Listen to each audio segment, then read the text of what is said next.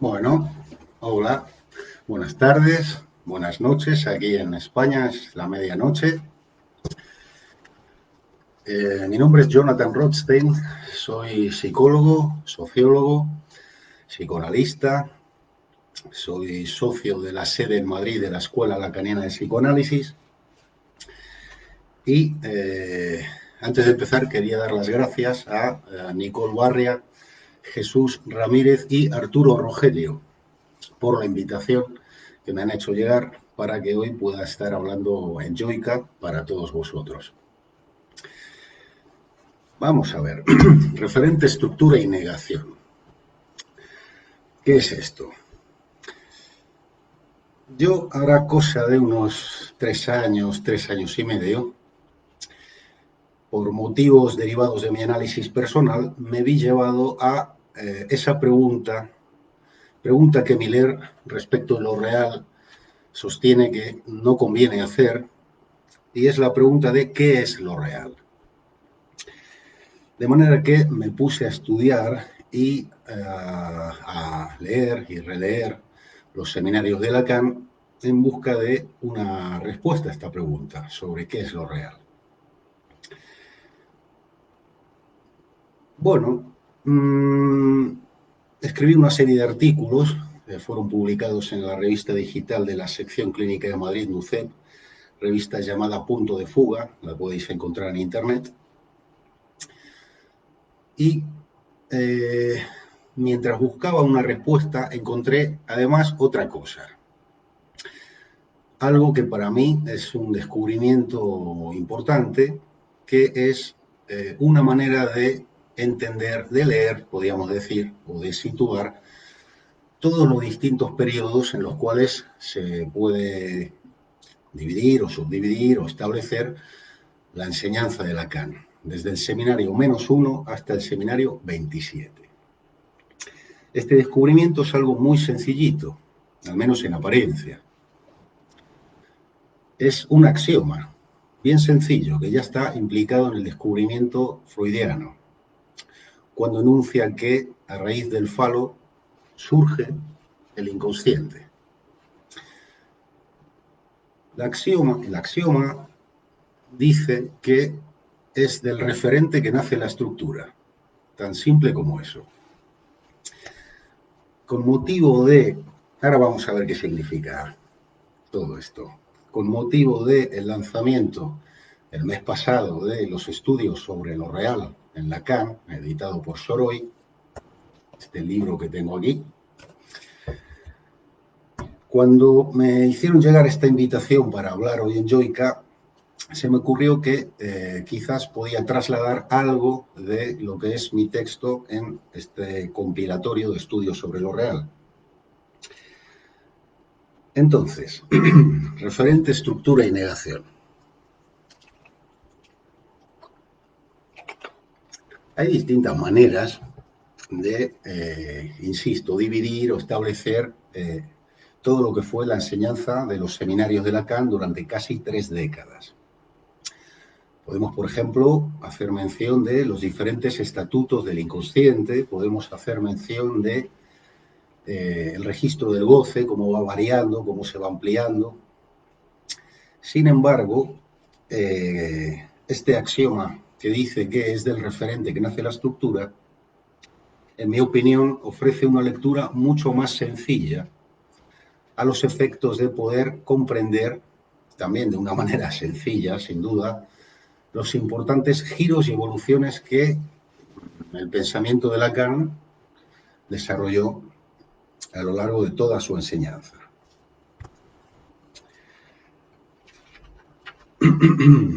Vamos a ver. Antes de nada, decir que yo nada más que voy a dar mi opinión. No tengo la verdad, yo voy a dar mi opinión. Partamos de la neurosis, de la clínica discontinua, según la cual, sí, hay nombre del padre, estamos en los territorios de la neurosis, y si no lo hay, estamos en los territorios de la psicosis. Pues bien, si es el referente que nace la estructura, en la neurosis, por ejemplo, podríamos asimilar el falo como referente de la estructura que es el inconsciente.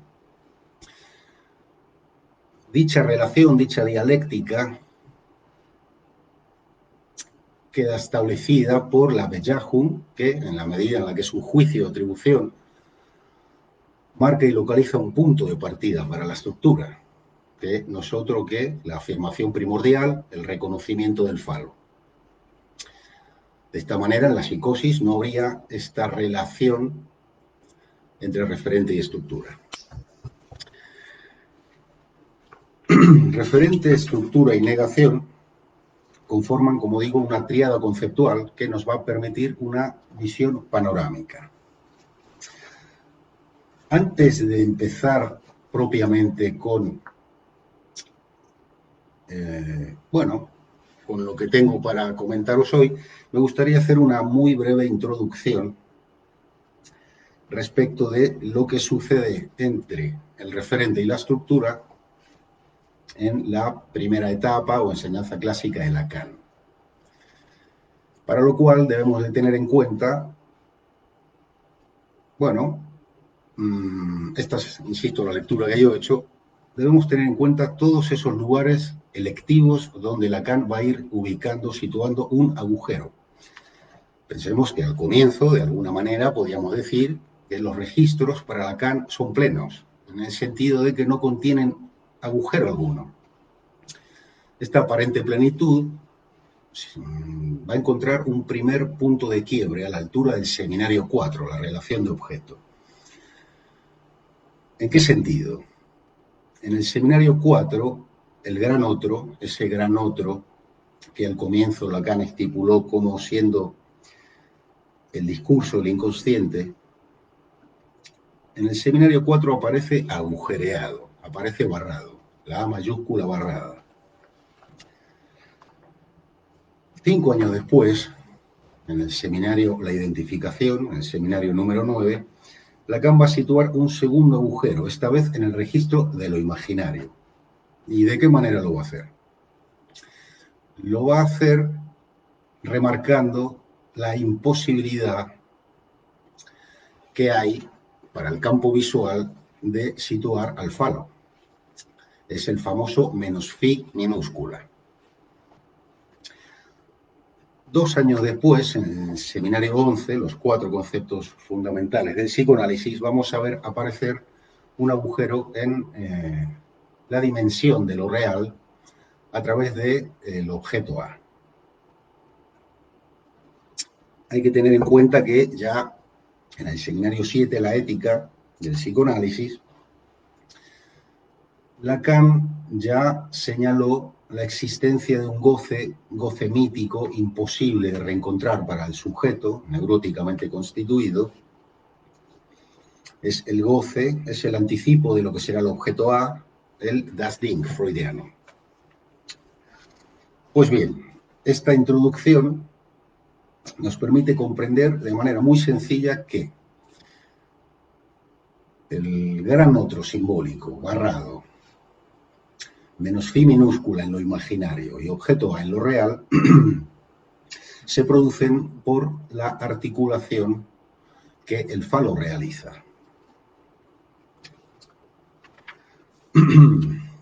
Ahora bien, vamos a situarnos ya al comienzo del segundo gran periodo de la enseñanza de Lacan, que comienza con el seminario 12, Problemas cruciales para el psicoanálisis. Hay que decir que de alguna manera, Lacan, si bien partió de la mano de un sujeto sobredeterminado por la estructura significante, con el devenir de los años, Lacan se va a ir adentrando en aquello que para el sujeto escapa a la articulación fálica.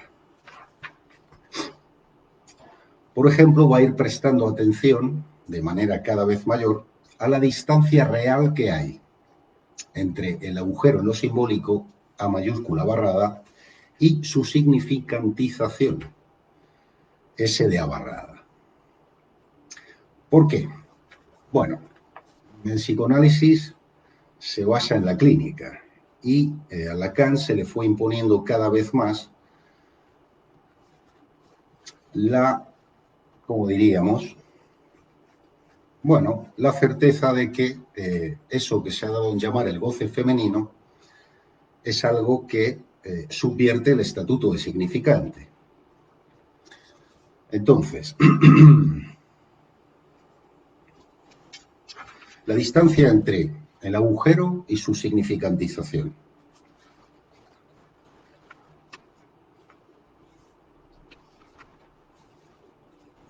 Hay que pensar que si el significante pudiera dar cuenta de las cosas de una manera perfecta, si hubiera una adecuación perfecta, digamos, del significante sobre lo real, esto supondría la existencia de un metalenguaje, un lenguaje cerrado sobre sí mismo.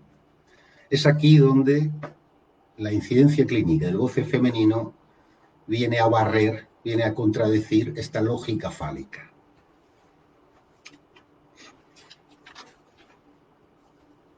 Así las cosas, con el seminario 12, no solo Lacan va a ir interesándose por esta distancia real, como digo, entre el agujero real de lo simbólico y su posterior significantización, sino que va a ir trasladando su interés respecto del objeto A. Objeto A que, si bien al principio Lacan lo interpeló del lado del sujeto, como das Ding, como partes perdidas del propio cuerpo o como objeto del fantasma, en problemas cruciales para el psicoanálisis, Lacan va a empezar a virar su interés, va a empezar a preguntarse por las relaciones que este objeto A mantiene, no tanto ya con el sujeto, sino con el gran otro, al punto de afirmar que aquello que cae del otro, lo que le falta y lo agujerea, no es el falo, sino el objeto A.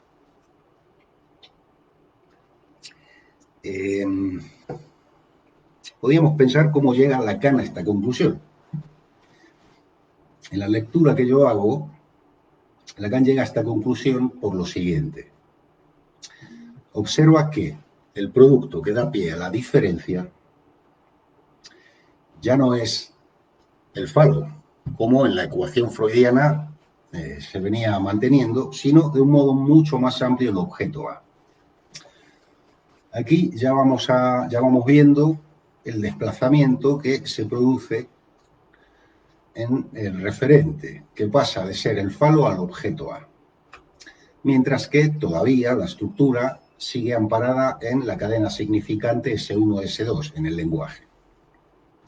Es decir, pasamos de el falo como referente y el lenguaje como estructura a el objeto A como referente y el lenguaje todavía como estructura. Esta diferencia se podría representar, si se quiere, de una manera bastante intuitiva, del siguiente modo. Si nosotros tomamos una hoja de papel en la cual realizamos un corte, recortamos un disco de la hoja de papel. De manera que tenemos la hoja de papel agujereada y aparte tenemos el disco de papel. Si nosotros volvemos a colocar el disco sobre la hoja de papel agujereada, la pregunta que podríamos hacernos es si realmente estamos obteniendo la misma hoja. ¿Es la misma hoja o no? Siguiendo a Freud, en la medida en la que considera a la mujer como un varón castrado, podríamos responder que sí, que se trata de la misma hoja, ya que el disco, aunque recortado, separado, es vuelto a colocar sobre el agujero resultante, la hoja sería idéntica. Sin embargo, aquí hay una gran diferencia con el planteo lacaniano, porque para Lacan, siempre que se produce un corte, siempre se produce una pérdida. Entonces, el objeto A va a producir un cambio para la estructura. Yo ahora estoy haciendo un recorrido muy rápido, muy esquemático, muy sintético.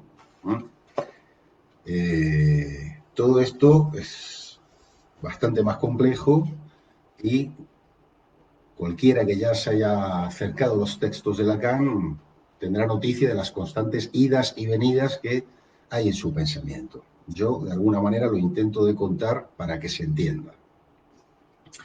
Entonces, el objeto A reemplaza al falo como referente para la estructura que es el lenguaje. Ahora bien, este objeto A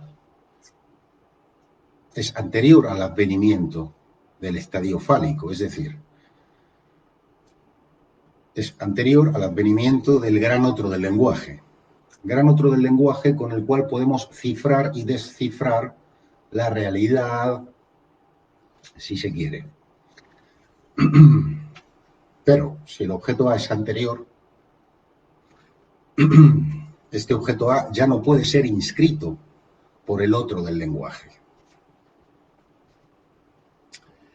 ¿Esto qué implica? Esto implica que el saber que el inconsciente alberga encuentra un límite.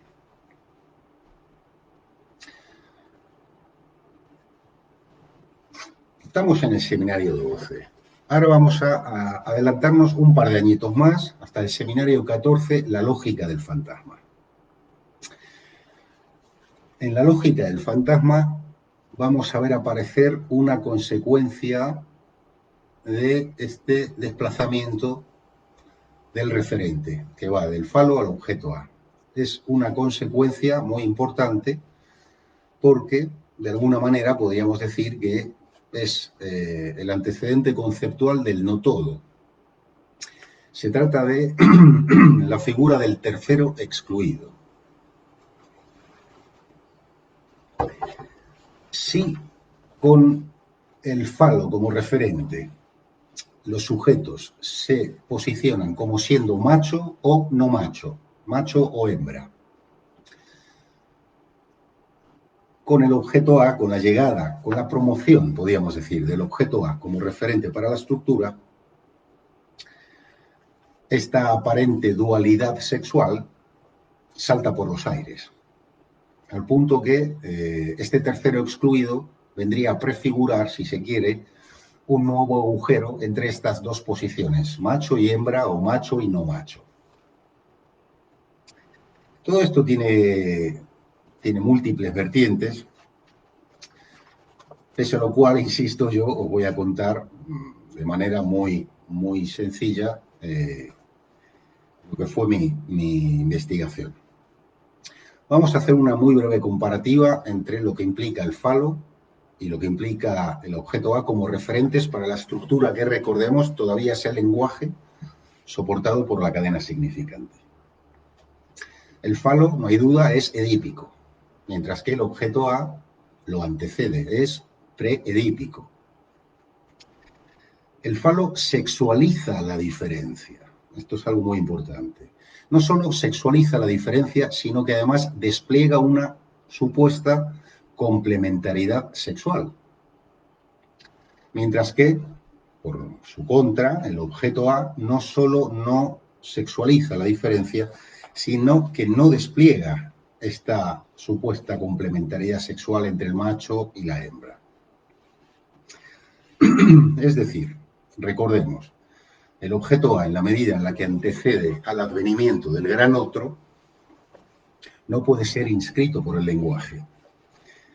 Esto implica un límite en el saber inconsciente, de manera que entre la verdad y el saber existe un agujero primitivo, original, un agujero constitutivo para todo futuro ser hablante. S1 y S2 están desconectados. Esta es la cuestión. Esta es la cuestión que va a producir un viraje en el estatuto de la estructura, que va a pasar de ser simbólica a ser real. Ahora bien, tal cual yo lo cuento puede sonar muy fácil, pero vamos a pensar en lo siguiente. ¿Cómo podemos dar cuenta de lo anterior al establecimiento simbólico del otro con el cual ciframos y desciframos la realidad? ¿Cómo es posible hablar de eso, dar cuenta de eso, mejor dicho? El seminario 16, estamos en el 12, en el 14, ahora vamos a adelantarnos nuevamente 2 años hasta el seminario 16 de un otro al otro. Seminario 16 es uno de esos seminarios que traen muchísimas novedades. Todos los seminarios de Lacan incorporan novedades, pero en la lectura que yo hago, especialmente el 16, porque ahí va a ser donde Lacan va a empezar a dar respuesta a esta pregunta. Es donde Lacan va a empezar a desplegar esta cuestión de la inexistencia. Vamos a decir, el campo de lo preontológico.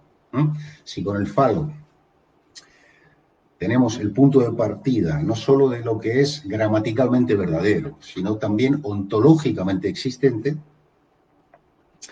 aquello que el lenguaje no puede hacer existir por el falo, ¿cómo lo abordamos? Lacan tomó prestado de la teoría de conjuntos el concepto del número transfinito. Este concepto Lacan lo incorpora en su seminario 16.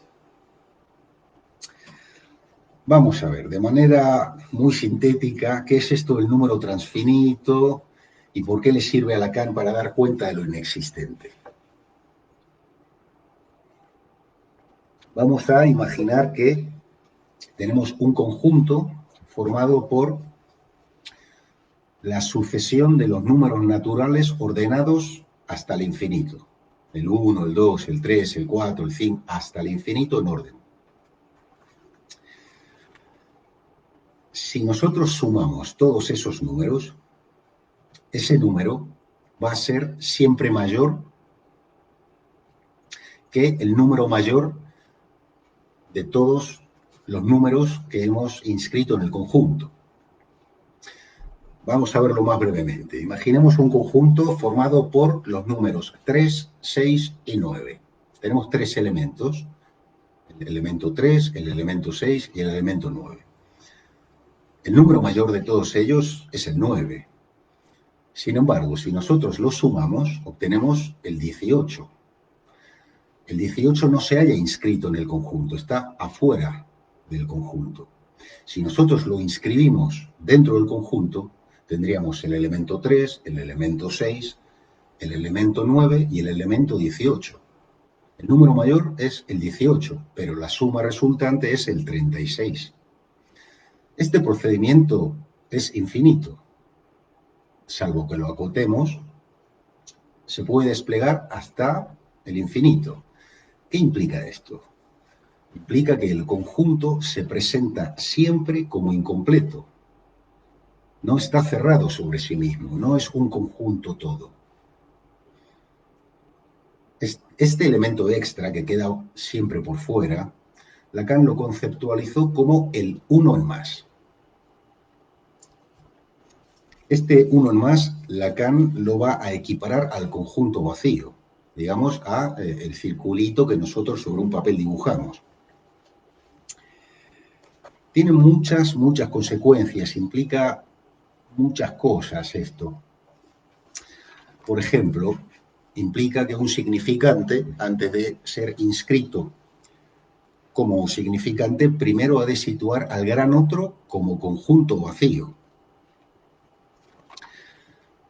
El conjunto vacío, frente a la lógica fálica, tiene una gran ventaja.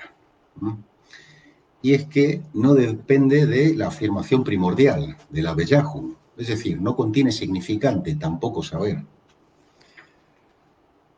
De manera que, al no depender de la Bellahun, el conjunto vacío supone, por así decirlo, una suerte de negación original y además previa de lo simbólico. Esto es muy importante y es un paso de gigante que dio Lacan, uno de tantos, pero especialmente este, porque, bueno, la lectura que yo hago, insisto, dando mi opinión, Lacan consiguió trascender el régimen propio que la Bellahun históricamente venía constituyendo, para colocar como antesala de esta Bellahun esta negación original, previa. Esta negación previa a la afirmación primordial va a ser la que, no por sí sola, pero sí como paso previo, posibilite la creación de la neurosis.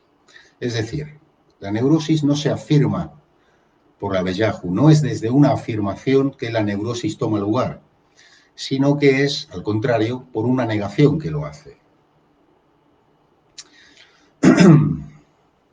Vamos a hacer un muy breve repaso en este punto.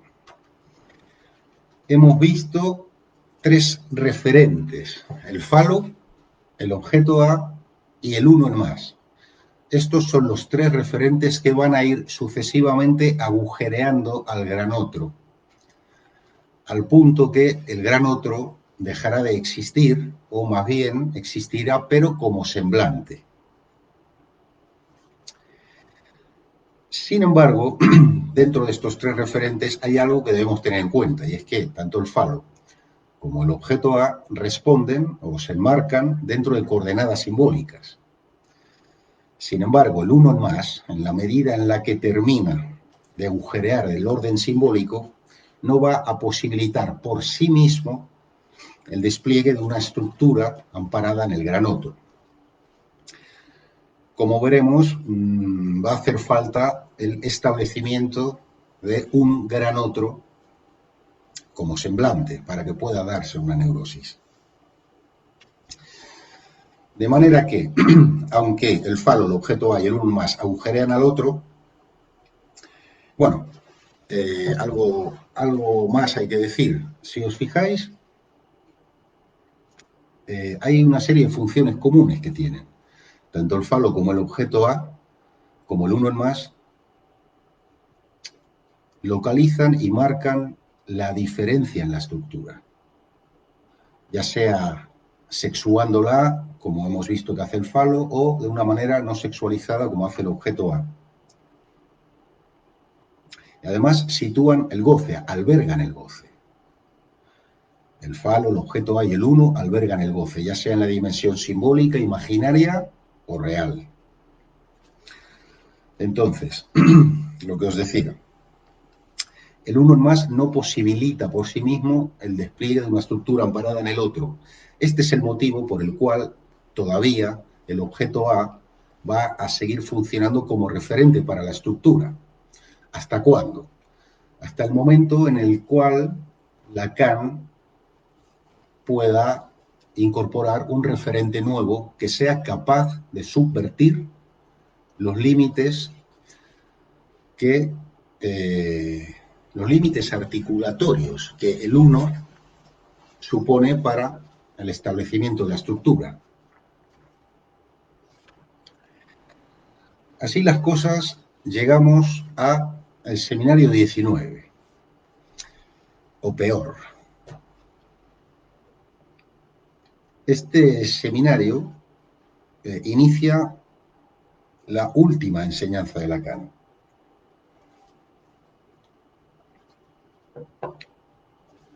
Si hasta el seminario 18 el otro existía, pero a partir del final del 18 el otro es puro semblante.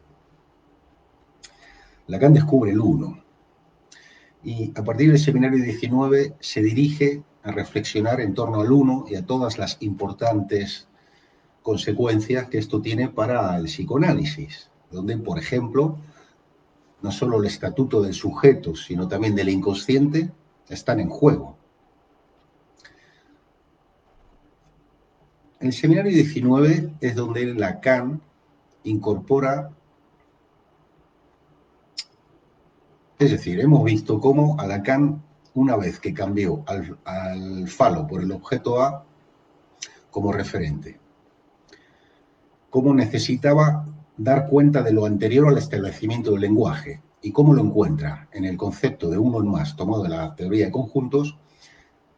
Esto implica que la estructura va a variar de lo simbólico a lo real. La estructura ya no va a ser más el lenguaje en tanto cadena significante S1, S2, sino que va a ser el nudo Borromeo. Nudo Borromeo de 3, porque finalmente en su ultimísima enseñanza será el nudo Borromeo de 4. Pero de momento nos quedamos con el objeto A como referente y ahora el nudo Borromeo de 3 como estructura, que incorpora este seminario 19 donde, insisto, se inicia la última enseñanza. Aquellos, por ejemplo, que leen o dividen a Lacan por el goce, siempre suelen publicitar o dar su lectura de que es en el seminario 20A1. Yo sostengo que es en el 19, por esta incorporación del nudo Borromeo en relación con el objeto A. En consecuencia, va a ser el nudo Borromeo la estructura mediante la cual Lacan va a pensar la clínica. Ahora ya vamos a entrar en un terreno un poquito más complejo. Voy a intentar hablarlo de la manera más sencilla posible, corriendo el riesgo de intentar hacerme comprender. Vamos a ver. La cadena significante. Bueno, si hemos llegado al punto en el cual la cadena significante está rota, hay un agujero original, primitivo, entre S1 y S2, hay una desconexión, por más que el inconsciente lo intente arreglar mediante el fantasma, es una conexión que jamás va a poderse realizar entre S1 y S2. Ahora bien, la cadena discursiva sigue siendo un hecho constatado por la experiencia. ¿Cómo se resuelve la cuestión del enlace significante cuando hemos dicho que la cadena significante está rota?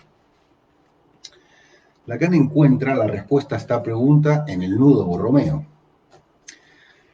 Lo realiza a través de la demostración de una frase: te demando que rechaces lo que te ofrezco. La frase al completo incorpora el objeto A bajo la forma porque no es eso. Vamos a hacerlo más sencillo y vamos a quedarnos con te demando que rechaces lo que te ofrezco. Bueno, en el seminario 19 Lacan aborda esta cuestión y demuestra que en la medida en la que ningún verbo puede ser elidido, esta frase queda borromeanamente anudada por sus verbos. De manera que si suprimimos cualquiera de ellos, te demando que rechaces lo que te ofrezco, el sentido de la cadena, el sentido de la frase se desvanece. Entonces, aquí viene la novedad. El enlace Borromeo va a sustituir al enlace metonímico como manera o procedimiento por el cual una cadena de significantes libres, una serie de significantes libres, pueden subsistir como cadena y crear sentido. Ahora bien, ¿qué implica que el enlace entre significantes no sea más metonímico, sino Borromeo? Bueno, implica tomar en consideración las tres caras del significante: la cara simbólica, la cara imaginaria y la cara real. Anteriormente, el enlace entre significantes se realizaba, se operaba a través del algoritmo lacaniano, digamos, significante sobre significado, en los cuales la dimensión simbólica operaba un enlace con lo imaginario, creando el significante, o al revés, desde lo imaginario se creaba el símbolo, toda vez que se conectara lo imaginario con lo simbólico. Es decir, solamente había dos posibilidades de enlace, de simbólico a imaginario o de imaginario a simbólico. Esto con el enlace metonímico. Insisto, cuando incorporamos la dimensión de lo real al mismo nivel operativo, lo simbólico y lo imaginario, las posibilidades de enlace ya no son solamente dos, son 6.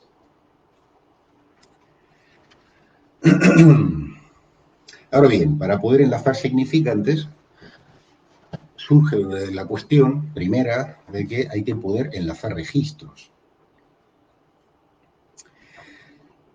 Este enlace entre registros, Lacan lo despliega en su seminario 21, Los nombres del padre.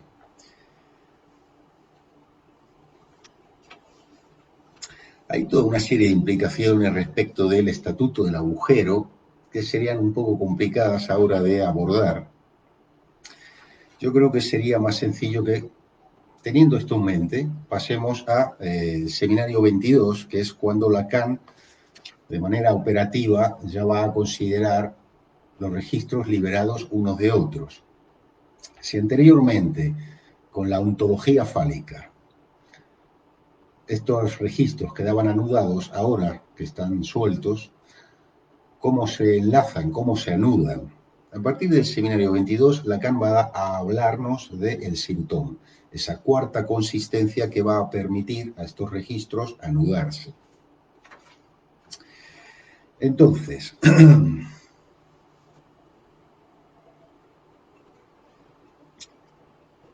ahora llegaríamos a una nueva etapa en la cual, con el seminario 23, a mediados realmente del seminario 23, el referente y la estructura van a cambiar nuevamente. Ya no va a ser más el objeto A, va a serlo el síntoma. Pero ya no lo vas a hacer con un nudo Borromeo de 3, lo va a hacer con un nudo Borromeo de 4. Grosso modo, esto es lo que hoy tenía para contaros. Lo podéis encontrar, insisto, en Estudios sobre lo Real en Lacan, editado por Soroy. Al final de mi texto, todo esto viene resumido en un cuadrito muy chiquito, que os voy a pasar a leer de manera rápida. Comenzamos con el seminario -1 hasta el seminario 11. Tenemos al falo como referente y a la cadena significante como estructura. Por su parte, la forclusión será el estatuto mayor de la negación. Arribamos al seminario 12, donde comienza el segundo gran periodo de la enseñanza de Lacan, donde el objeto A sustituye al falo como referente, mientras que la estructura y la negación seguirán siendo, respectivamente, el lenguaje, la cadena S1, S2 y la forclusión. Toda vez que Lacan termina de agujerear al otro al punto de hacerlo un semblante, arribamos al seminario 19, tercer gran periodo llamado la última enseñanza de Lacan, en donde el referente todavía va a ser el objeto A, ya que el 1 desbarata por completo la estructura anteriormente sostenida en lenguaje, y este objeto A que todavía mantiene, esta vez lo va a emparentar con el nudo Borromeo de 3, y ahora la negación será la existencia, separado con un guioncito. No se trata de la existencia ontológica, sino de, si se quiere, la negación borromea, la existencia. Hay que tener en cuenta, esto es algo que antes no dije, que Lacan cambia el nudo Borromeo de 3 por el nudo Borromeo de 4, entre otras cuestiones porque al principio Lacan asimiló el nudo Borromeo de 3 con la estructura neurótica. ¿Cuál es el problema? El problema es que si hacemos equivaler el peso específico que cada uno de los registros, imaginario, simbólico y real, tienen para la estructura que el nudo es, entonces esa estructura carece de diferencia. Y como hemos visto, la diferencia es necesaria en la estructura, de manera que si lo real pesa igual que lo simbólico que lo imaginario y lo imaginario que lo real, más que en una neurosis, como Lacan al principio postuló, ese nudo de tres, a lo que vendría a dar cuenta, o lo que representaría, no sería ya una neurosis, sino una psicosis, en donde precisamente no hay tal diferenciación en la estructura. Así las cosas, llegamos al seminario 23, en donde Lacan es capaz de elaborar o de encontrar un referente nuevo que posibilite al gran otro existir como semblante dentro de una estructura en donde la diferencia tenga lugar. Y además, sorteando, si se quiere, las consecuencias que la existencia del uno implica para el lenguaje. Hemos visto cómo los registros se liberan. Ya no hay conexión S1, S2. El famoso no hay relación sexual, lo que traduce es esta desconexión de la verdad y el saber. Entonces, finalmente, tenemos el periodo llamado la ultimísima enseñanza, que yo sitúo en el seminario 23, que hago extensible hasta el final de su enseñanza, en donde el referente es el sintón y la estructura es el nudo Borromeo de 4. ¿Qué hora tenemos? Bueno, la 1:15, aquí en Madrid. Grosso modo, esto es lo que os venía yo a traer. El texto tiene muchas más cuestiones, ¿no? Se abordan los diferentes estatutos del inconsciente, en fin. Pero para mí esta axiomática del referente como previo a la estructura a mí me permite situar mucho mejor todos los giros y evoluciones, insisto, que la enseñanza de Lacan experimentó desde el comienzo hasta el final, a lo largo de 3 décadas de enseñanza. Es una manera muy sencilla, amparada, eso sí, en la clínica discontinua, centrada en la neurosis, pero bueno, esta es la manera con la que yo me explico o con la que yo me sitúo dentro de toda la enseñanza del conjunto de los seminarios de Lacan. Si alguien tiene alguna pregunta, quizás podía intentar responderla. Podéis hacer uso del chat.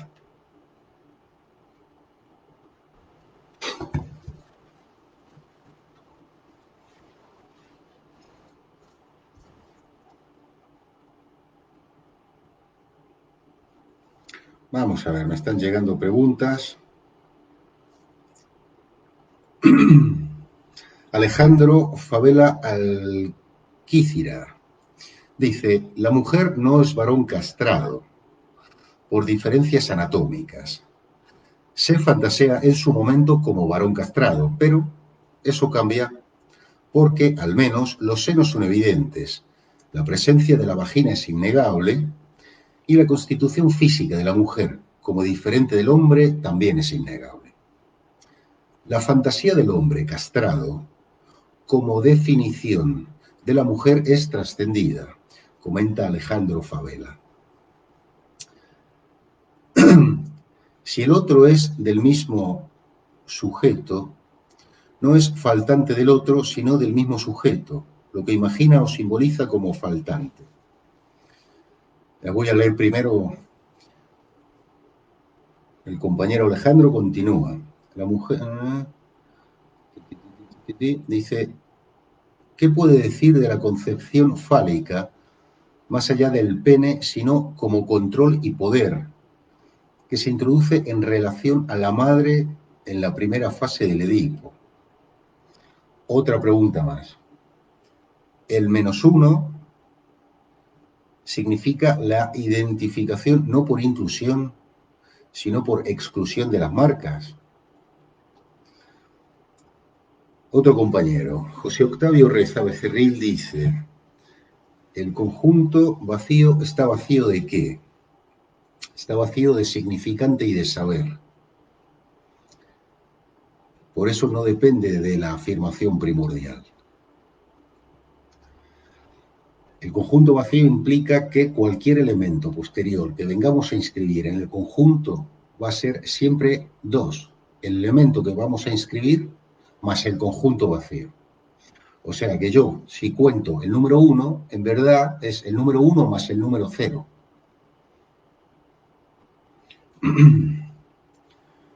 Otra pregunta, dice, al decir conjunto ya hay un algo, sino un algo no sería un conjunto. No entiendo muy bien la pregunta. Al decir conjunto ya hay un algo, sino un algo no sería conjunto.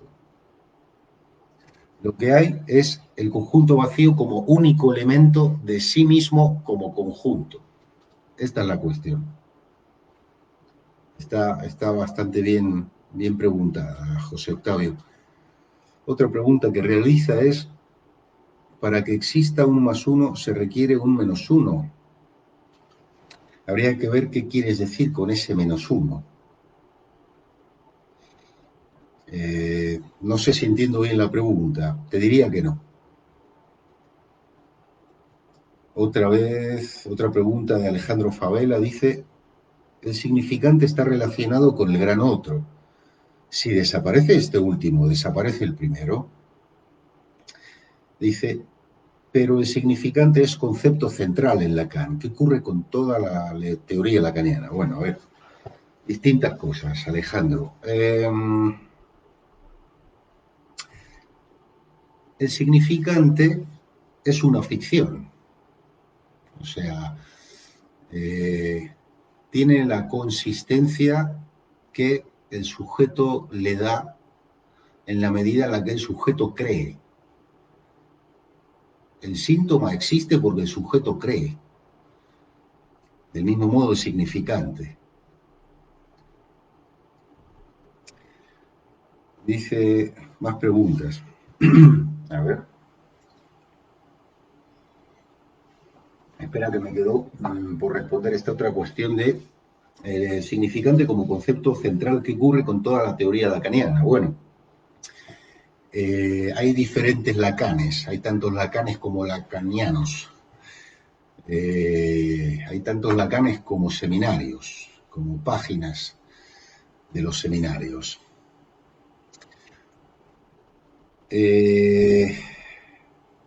Lacan fue contra sí mismo. Lacan pensaba contra sí mismo. Lacan no era un conformista del pensamiento. Lacan era disciplinado en el estudio y no buscaba atajos. Digo esto porque, en verdad, la respuesta a tu pregunta solo la vas a encontrar tú leyendo Lacan.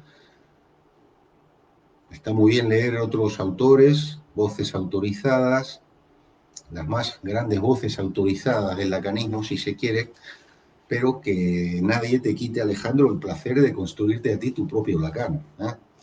No te quieras ahorrar la incomprensión, porque si no, no vas a entender nada. Tienes que hacer el esfuerzo que supone leer Lacan sin tener una seguridad muchas veces en lo que uno está leyendo. Hay que ser capaces de soportar incluso la angustia que a uno le puede generar como lector, el no saber. Entonces, ¿qué ocurre con toda la teoría lacaniana?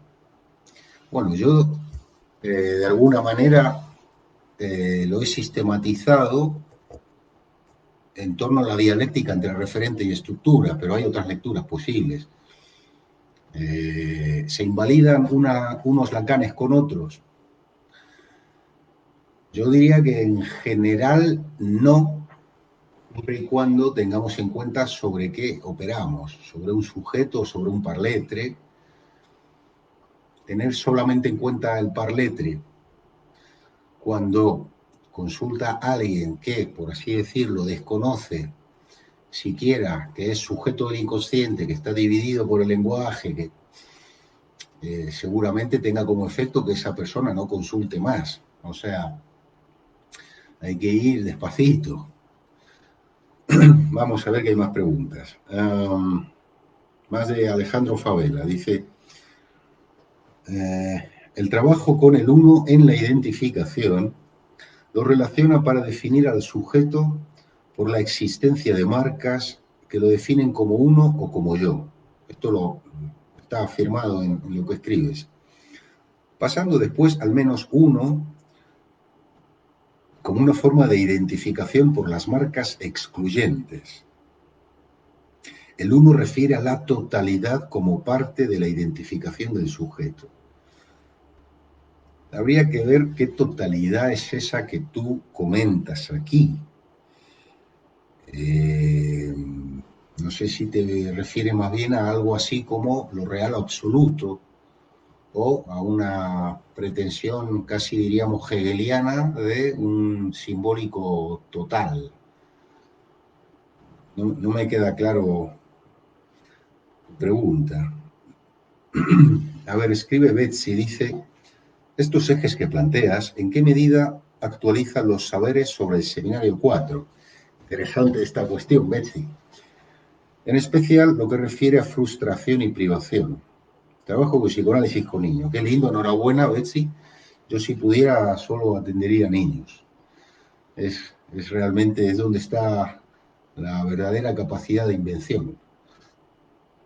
Todo ser hablante inventa, pero en fin, es un trabajo muy agradecido trabajar con niños. ¿En qué medida actualizan los saberes sobre el seminario 4 en lo que se refiere a la frustración y la privación? Bueno, es una pregunta que así tal cual la planteas no me la he hecho. La castración, la privación, la frustración son diferentes formas con las cuales Lacan va elaborando la falta de objeto. Más que actualizar, como tú dirías, o como tú dices, perdón, yo diría que va en consonancia precisamente con este primer gran agujero que se instala en lo simbólico.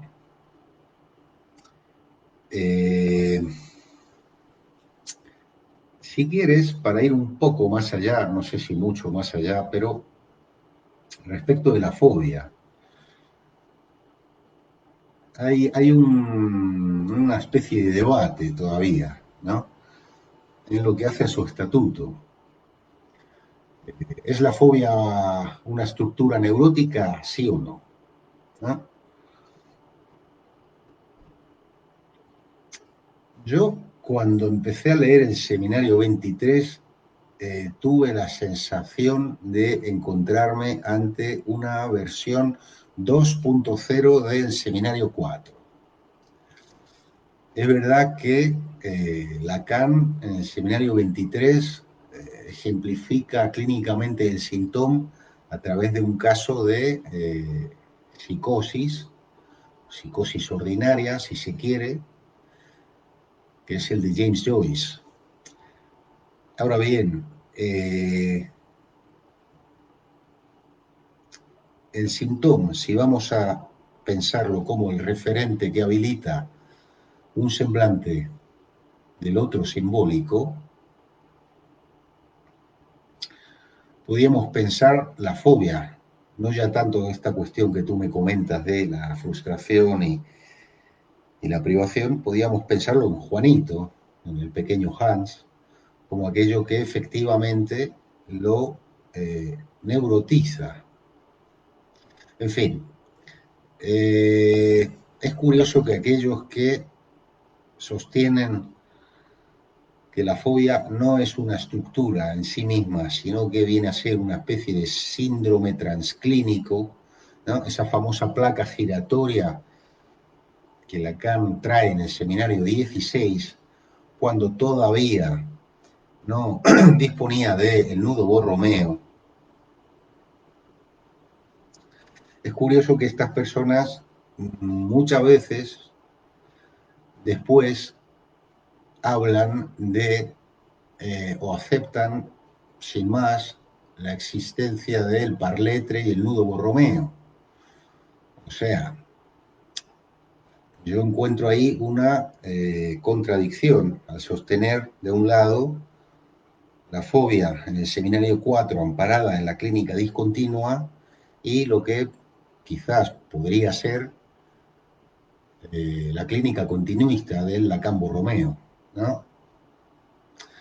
Entonces, actualiza, bueno, no sé si actualiza, esto es una cuestión que está en vías de elaboración, me hace gracia que preguntes por ello. Es una cuestión que está en vías de elaboración y que, bueno, como digo, yendo a tu pregunta en lo concreto, las tres formas de la falta de objeto dan cuenta de este primer gran agujero en lo simbólico. A ver, vamos a seguir. Verónica Santos, muy interesante tu exposición, ya compré el libro. Grande, Verónica. Dice, ¿podrías aclarar que lo real no es equivalente a goce? Vale, esto es todo otra cuestión, ¿eh? Vamos a ver. ¿El goce real? Sí. ¿Lo real es exclusivamente el goce? No. No hay un solo real. No hay identidad significante. De manera que cuando Lacan nombra algo como real, hay que poder situar en qué momento de su enseñanza Lacan está definiendo lo real. Lo real, al principio, de alguna manera, venía dado de manera muy, muy sintética por la contraposición que la conjunción, si se quiere, de lo imaginario y lo simbólico realizaban en el estadio del espejo, por contraposición a lo que quedaba por fuera como siendo lo real. Lo real como lo cósico, el mundo de las cosas. Cuando intervienen significantes ya no son más cosas, ya son objetos significantes. Esta es la famosa frase, el significante mata la cosa, ¿no? El goce real porque el falo como significante está forcluido del sistema simbólico. El falo como significante. Es por eso que el goce es real. Hay otros reales. Por ejemplo, hay muchas lecturas de lo real. En este libro vais a encontrar varias de estas lecturas. En mi opinión, al menos la opinión que hoy sostengo, creo sostener, lo real ante todo es una cuestión de lógica. O sea que, por ofrecer una imagen un poco quizás, bueno, intuitiva o sencilla, digamos que entre un número par y un número impar hay algo. Ahí está lo real. Esto es del orden del tercero excluido que os comentaba antes. Vamos a ver que hay muchas preguntas. Humberto Lubert Gutiérrez dice, me pareció escuchar el término déjà vu, tal vez inscrito en los seminarios tardíos. Es una especie de subjetiva convicción de algo que se repite, un rostro, una situación. Vamos a ver, el déjà vu es algo a lo que va a haber que prestarle más atención porque es una formación psíquica residual, ¿no? Igual que Freud abordaba los sueños, los lapsus, cosas que a la psicología de la época no le interesaban. Y Freud, bueno, prestando atención a estos residuos psíquicos, pudo inventar el inconsciente. El déjà vu, en lo personal, encuentro ahí una falta de interés generalizada. Se han escrito algunas cosas, ¿eh? A mí me resulta mucho interés. te digo así de memoria, Lacan del déjà vu dice dos o tres cosas. Probablemente la más importante sea la siguiente. Habla algo así como que cuando el sujeto cuando se pone en relación con un punto de real, es que se produce esa vivencia del déjà vu.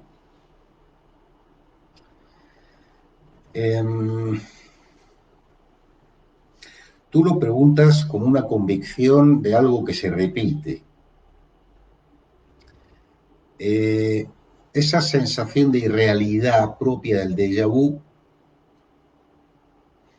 si no recuerdo mal, Lacan la explica en relación precisamente con un punto de real que hace intrusión en lo simbólico. En una situación X emerge un punto de real frente al cual el sujeto experimenta esta situación como irreal. Y es por eso que el sujeto cree haberla vivido. De todas formas, esto nos saca un poco el déjà vu de la cuestión que hoy estamos conversando. Vamos a ver. Otra vez José Octavio Reza Becerril dice: la definición que has dado del significante como ficción me parece excelente y excepcional, porque la ficción es lo que es asignado y al mismo tiempo desfigurado por un otro. ¿Qué opinas?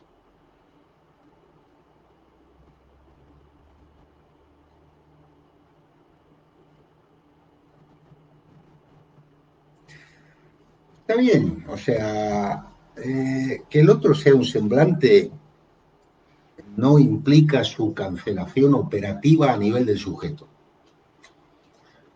Que el otro sea un semblante lo que implica, es decir, ¿por qué el otro es un semblante? Bueno, se puede llegar de varias formas a ese lugar, yo os he comentado una. Digamos, en el seminario 15, Lacan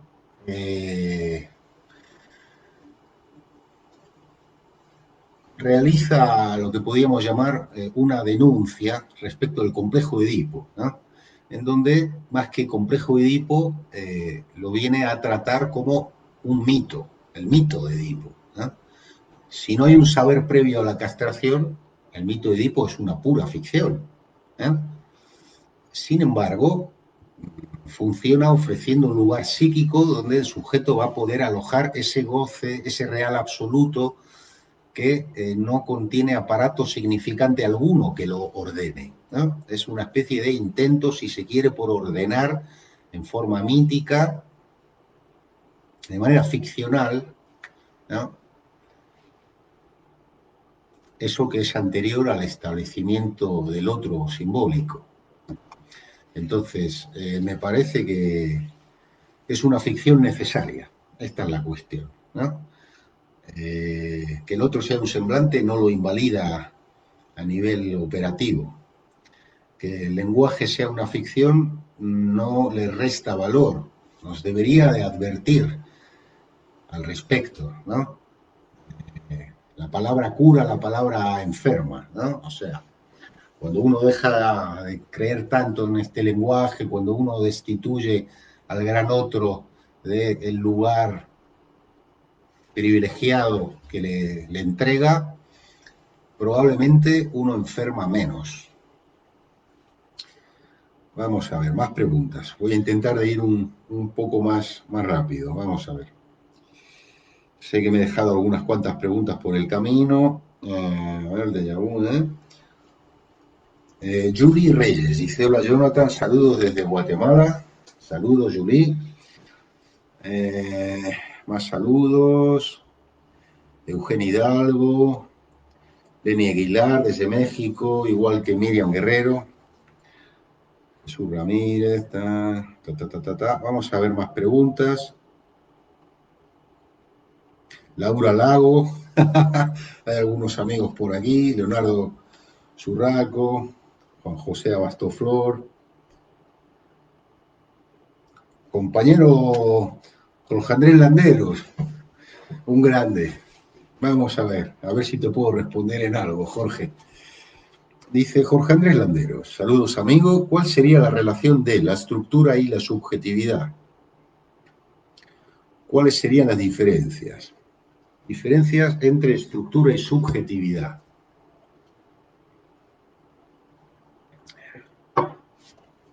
Estructura y subjetividad.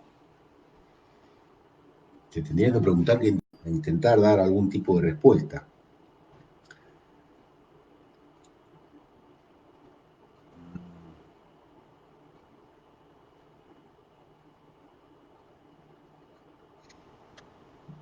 Mira, con el nudo Borromeo como estructura,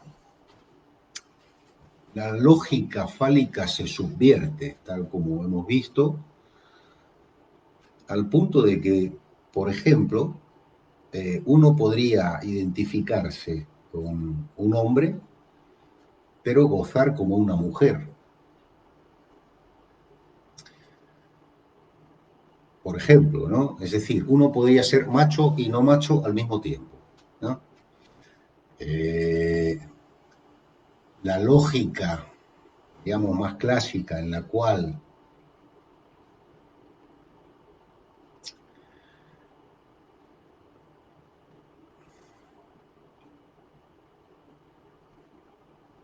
es decir,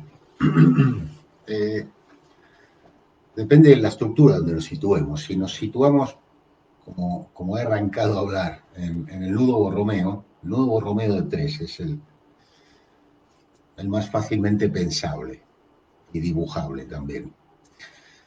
Con el nudo Borromeo de 3, uno, por ejemplo, no solo podría gozar, digamos, como un género e identificarse con el otro, sino que además uno podría transitar los distintos espacios de conjunción entre registros, entre los registros de goce, de manera mucho más libre que si lo pensamos con esa subjetividad quizá más clásica en la cual todo estaría ya más fijado de antemano. De manera que el hombre habla como hombre, piensa como hombre, goza como hombre, se identifica como hombre, ¿no? O sea, la subjetividad, por su parte, encontraría también una subversión en su estatuto clásico, ¿no? Esto es un poco lo que ahora se me ocurre responderte. Te mando un saludo, un abrazo muy fuerte. Bueno, a ver que me está llegando aquí más preguntas. Voy a ver que al principio me dejé algunas preguntas de Alejandro Favela Alquícira. Son preguntas un poco largas, me exigirán un poco más de pausa. Dice, la mujer no es varón castrado por diferencias anatómicas.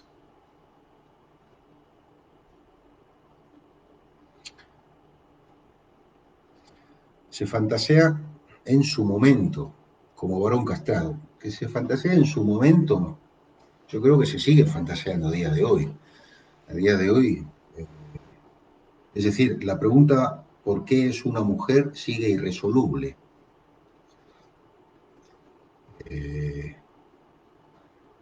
Muchas mujeres consideran que, en mi opinión, muchas mujeres consideran como si les faltara un saber, ¿no?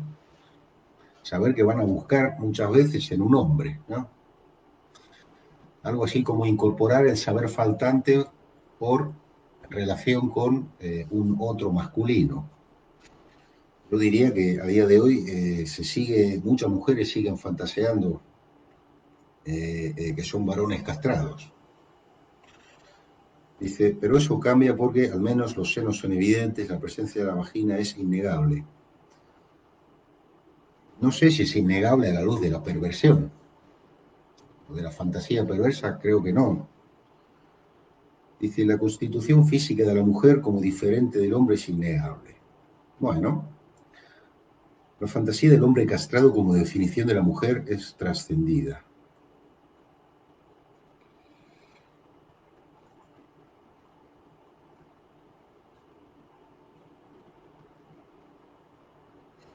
Yo no creo que sea trascendida en el sentido de que, es decir, sí y no. Claro que es trascendida, pero también en la clínica se encuentran mujeres que te hablan de cuando eran chiquitas, que ellas, en fin, el trauma del encuentro con la diferencia sexual, ¿no? Y de cómo esperaban que les creciera un pene, ¿no? O sea, eh, es trascendida desde ciertos planteamientos, por supuesto, pero, digamos, la tradición no queda abolida solo por un planteamiento nuevo, novedoso o más en boga. La histérica sigue existiendo, incluso algunas, ¿no?, que todavía se desmayan, ¿no?, por fantasías sexuales reprimidas, por ejemplo. O sea, esas histéricas freudianas, ¿no?, decimonónicas, bueno, seguramente menos ahora, ¿no? Bastante menos, pero todavía existen. La siguiente cuestión que comenta Alejandro dice, si el gran otro es del mismo sujeto, no es faltante del otro, sino del mismo sujeto. No entiendo, la verdad, el planteamiento de la pregunta. Lo que imagina o simboliza como faltante. No sé, Alejandro, si quieres elaborar un poco más por chat esta pregunta.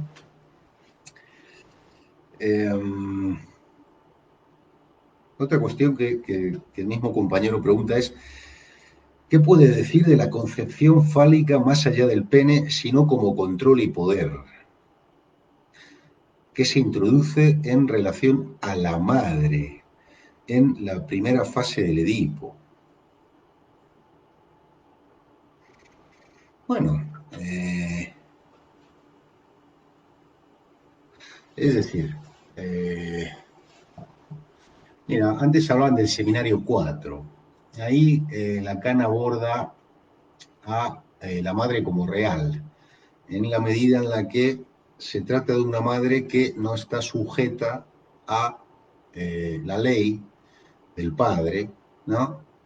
En la medida en la que alberga un deseo que, vamos a decirlo así, es caprichoso. No hay una alternancia, no hay un ritmo de ausencia y presencia más o menos establecido, sino que, bueno, aparece y desaparece a su antojo, te da y te quita a su antojo. Digo esto porque tú en tu pregunta lo sitúas en la primera fase del Edipo, ¿no? No sé si por ahí puedas encontrar algún tipo de respuesta, ¿no? En el seminario 4, en relación a la madre real. Ese es un texto o una cuestión que aquí aborda Graciela Sobral, docente de la sección clínica de Madrid. Una última pregunta que haces es, el -1, entiendo que quieres decir el al -1, significa la identificación, pero no por inclusión, sino por exclusión de las marcas.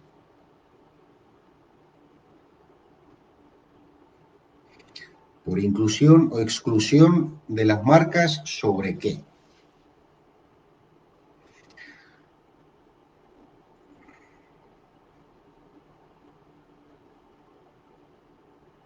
Es decir, la marca de goce, el terreno del ayuno, con H.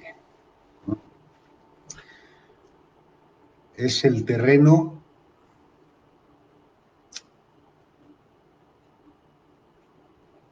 donde no, donde la cadena significante está rota, donde hay sonidos, por ejemplo, hay trazos que marcan al cuerpo, marcan de goce. Estos unos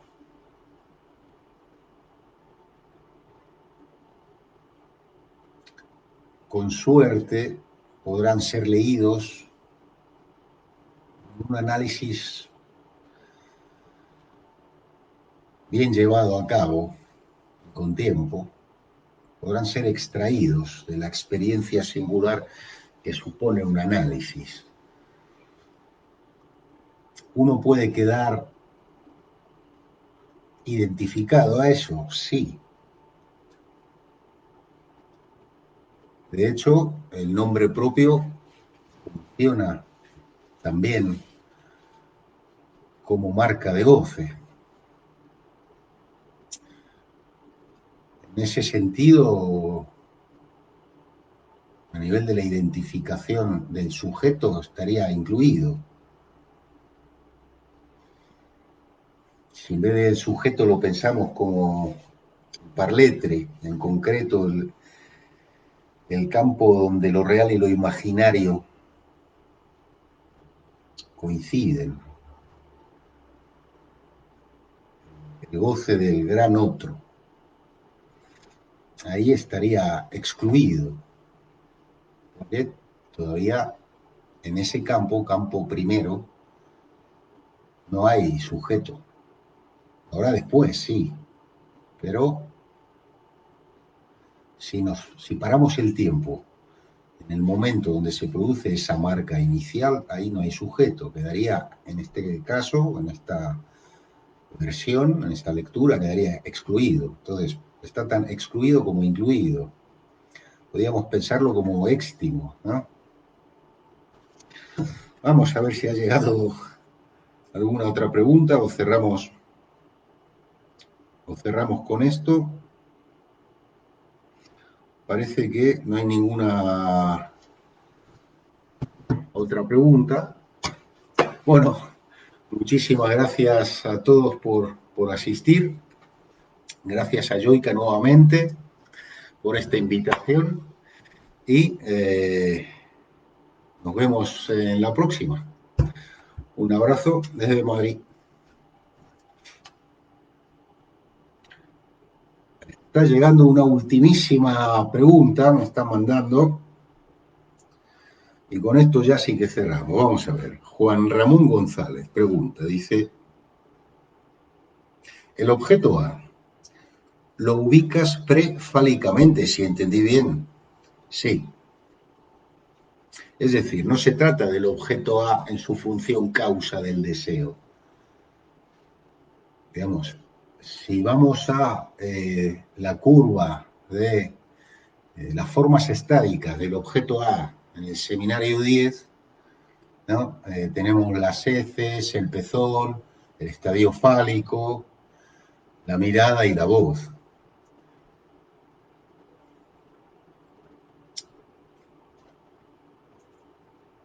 La relación, por ejemplo, con el pezón, no es leída desde lo simbólico hasta que el aparato simbólico se instala, ¿no? Suena redundante, pero hasta que no disponemos de un aparato de lectura no podemos leer. Pero el objeto A no comienza, digamos, con lo genital, sino que anteriormente hay otra serie de objetos inscritos que funcionan como partes perdidas del cuerpo propio. Dice, ¿eso no vuelve a un problema previo al nudo? Como si hubiera un real previo a lo simbólico. Exactamente, esta es la cuestión. O sea, ¿cómo leemos lo que es anterior a lo simbólico? O sea, este es el paso que os comentaba que da Lacan cuando trasciende el régimen de la Bellahum, ¿no? Y sitúa una negación previa y original a lo simbólico. este es el paso por el cual lo real se incorpora a la estructura. Entonces, dice, este real, que es previo y que es relativo a la diferencia, no puede ser inscrito por el lenguaje. Es decir, en el lenguaje,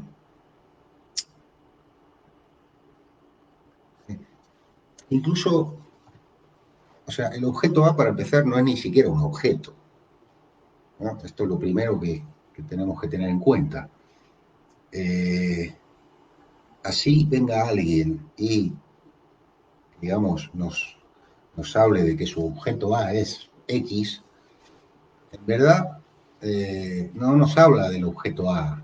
Para empezar, nos habla de una imaginarización del objeto A, ¿no? Nos habla de, es como si tuviéramos un caramelito, ¿no?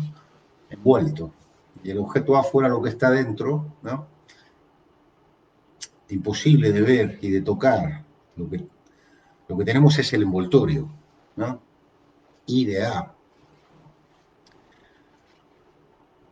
Entonces, este real es previo a lo simbólico, efectivamente, como comenta Juan Ramón González. Bueno, ahora sí, concluimos por hoy y nada, muchas gracias a todos por asistir, un abrazo desde Madrid y nos vemos en la próxima. Chao.